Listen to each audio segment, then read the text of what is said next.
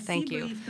And the second question, you have already commented in your answer to my colleague from Anadolu, but I'm going to ask it.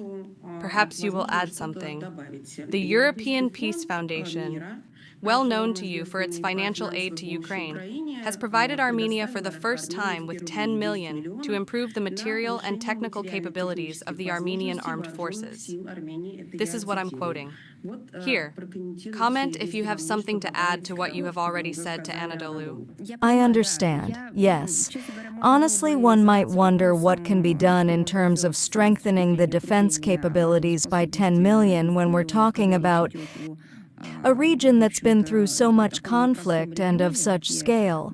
But in reality, it is a matter of a sovereign state, how it, so to speak, builds its policy, defense, from whom gets money, and so on. But there are things that really concern and affect us, because this is not the Peace Foundation, it is only called like this, it is the War Foundation, and it only sponsors incitement of hostilities, escalation of the conflict. If you can give me at least one thing that this so-called Peace Foundation has managed to do in the peaceful direction, and maybe not only for me, but for your audience as well, and if you can find evidence that the money they've funneled has contributed to peaceful resolution,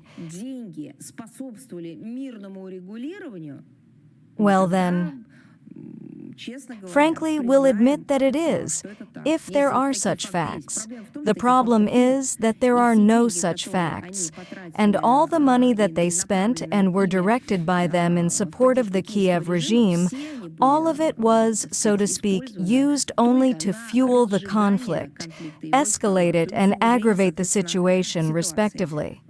Who doesn't know this? I think everybody knows this.